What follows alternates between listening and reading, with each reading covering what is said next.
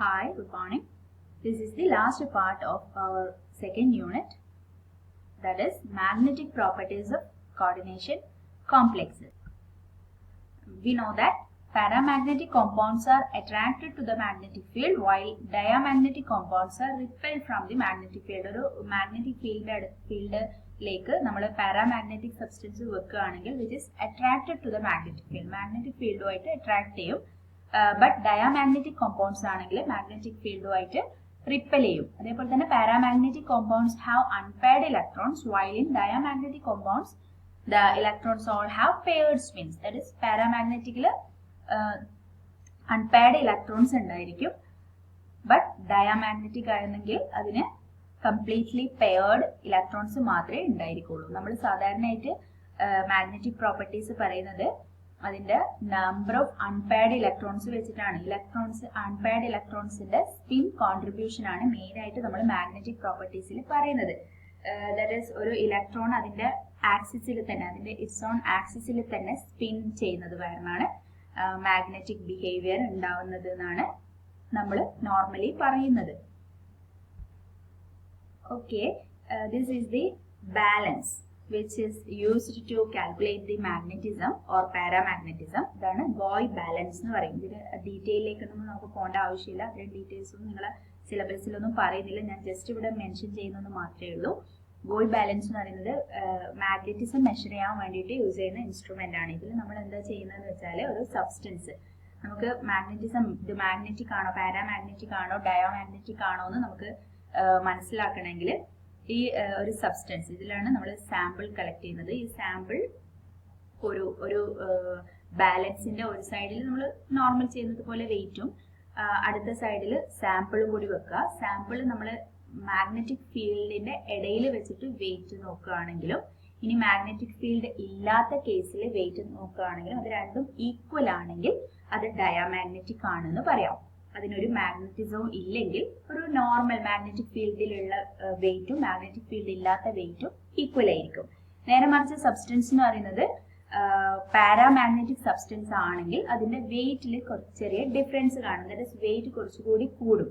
Magnetic field ഇല്ലാത്ത കേസിനേക്കാളും ഫീൽഡിന്റെ പ്രസൻസിൽ അതിന്റെ വെയിറ്റിൽ വ്യത്യാസമുണ്ട്. അതിന്റെ ഫോഴ്സ് ഒക്കെ കാൽക്കുലേറ്റ് ചെയ്തിട്ടാണ് നമ്മൾ അതിന്റെ എത്രയുണ്ട് പാരാമാഗ്നറ്റിസം മാഗ്നറ്റിക് മൊമെന്റ് ഒക്കെ മെഷർ ചെയ്യുന്നത്. അല്ലെങ്കിൽ പാരാമാഗ്നറ്റിസം മെഷർ ചെയ്യുന്നതിന്റെ അത്രയും ഡീറ്റെയിൽസിലേക്ക് നമുക്ക് പോണ്ട. ജസ്റ്റ് അറിയാൻ വേണ്ടി പറയാണ്. പാരാമാഗ്നറ്റിക് സബ്സ്റ്റൻസ് ആണെങ്കിൽ അതിന്റെ വെയിറ്റിൽ ഡിഫറൻസ് ഉണ്ടാവും. ആ ഡിഫറൻസ് ഇൻ വെയിറ്റ് ആണ് നമ്മൾ മെഷർ ചെയ്യുന്നത്. ഓക്കെ, പിന്നെ നോർമലി നമ്മൾ സ്പിൻ ഓൺലി മാഗ്നറ്റിക് മൊമെന്റ് ആണ് കാൽക്കുലേറ്റ് ചെയ്തത്. That is spin mu s എന്ന് പറയുന്നത് റെപ്രസെന്റ് ചെയ്യുന്നത് spin only magnetic moment which is equal to root of n into n+2. ഇവിടെ n എന്ന് പറയുന്നത് നമ്പർ ഓഫ് അൺപെയർഡ് ഇലക്ട്രോൺസ്. എത്ര നമ്പർ ഓഫ് അൺപെയർഡ് ഇലക്ട്രോൺസ് ഉണ്ടോ അതാണ് n എന്ന് പറയുന്നത്. സാധാരണ നമുക്കൊരു കോംപ്ലക്സ് തന്നു കഴിഞ്ഞാൽ അതിന്റെ മാഗ്നറ്റിക് മൊമെന്റ് കാൽക്കുലേറ്റ് ചെയ്യാൻ വേണ്ടി ചോദിക്കും. അങ്ങനെയാണെങ്കിൽ നമ്മൾ ഈ ഇക്വേഷൻ ആണ് പൊതുവേ യൂസ് ചെയ്യുന്നത്. കാരണം സ്പിൻ ഓൺലി കോൺട്രിബ്യൂഷൻ കൺസിഡർ ചെയ്തിട്ടാണ് നമ്മൾ കാൽക്കുലേറ്റ് ചെയ്യുന്നത്. ബട്ട് ഈ CFT ക്രിസ്റ്റൽ ഫീൽഡ് തിയറി വന്ന സമയത്ത് അതിൽ നിന്നും കുറച്ചുകൂടി ഇൻഫർമേഷൻ കിട്ടിയതാണ്. സ്പിൻ കോൺട്രിബ്യൂഷൻ മാത്രമല്ല, സ്പിൻ കൊണ്ട് മാത്രമല്ല അവിടെ ഒരു മാഗ്നറ്റിക് മൊമെന്റ് ക്രിയേറ്റ് ചെയ്യുന്നത്, ഓർബിറ്റൽ കോൺട്രിബ്യൂഷൻ കൂടി ഉണ്ട് എന്നാണ് പറയുന്നത്. എന്ന് വെച്ചാൽ ഇലക്ട്രോൺസ് അതിന്റെ ഓർബിറ്റലിൽ റൊട്ടേറ്റ് ചെയ്യുമ്പോഴും ഒരു പെർട്ടിക്കുലർ മാഗ്നറ്റിക് മൊമെന്റ് ക്രിയേറ്റ് ചെയ്യുന്നുണ്ട്. അതുകൂടി ഈ സ്പിൻ മാഗ്നറ്റിക് മൊമെന്റിന്റെ കൂടെ ഉൾപ്പെടുത്തിയിട്ട് total magnetic moment that is spin orbital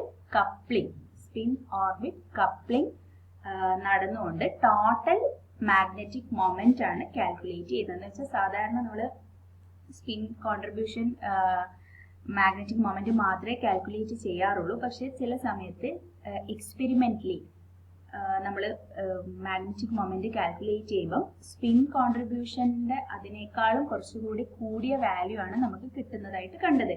അപ്പൊ ഒരു ഇത് വന്നു, ഇതിന്റെ കൂടെ വേറെ ഏതോ ഒരു ഫാക്ടറും കൂടി ഇതിനെ എഫക്ട് ചെയ്യുന്നുണ്ട്. അങ്ങനെയാണ് ഇതിൽ നിന്നും ഓർബിറ്റൽ കോൺട്രിബ്യൂഷൻ കൂടി കൺസിഡർ ചെയ്യാൻ തുടങ്ങിയത്.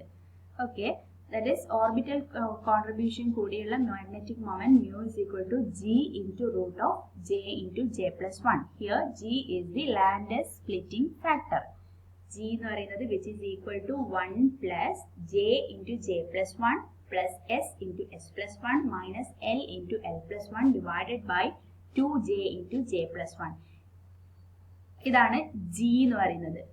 ഇവിടെ S എന്ന് പറയുന്നത് spin angular momentum quantum number, L is the orbital angular momentum quantum number, and J is the total angular momentum quantum number. That is spin quantum number orbital angular quantum number കൂടി couple ചെയ്തിട്ട് S and L coupling നടന്ന് കിട്ടുന്ന total angular momentum quantum number ആണ് J എന്ന് പറയുന്നത്.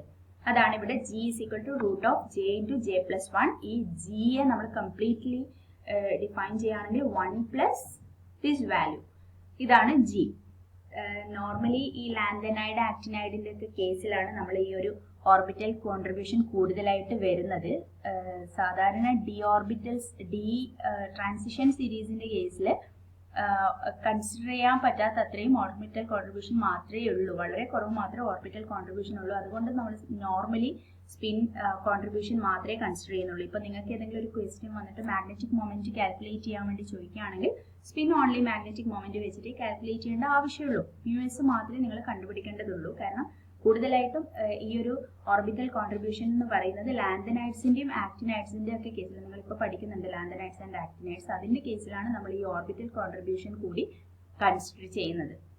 So ഇപ്പൊ just ഇന്ന് ഈ ഒരു ഇക്വേഷനും കൂടി ഉണ്ടെന്ന് മനസ്സിലാക്കിയാൽ മതി. അതിന്റെ ഡീറ്റെയിൽസിലേക്കൊന്നും നമുക്ക് പോകേണ്ട ആവശ്യമില്ല. ഓക്കെ, ഇത്രയാണ് നമ്മുടെ സെക്കൻഡ് യൂണിറ്റിലുള്ളത്. Okay, thank U.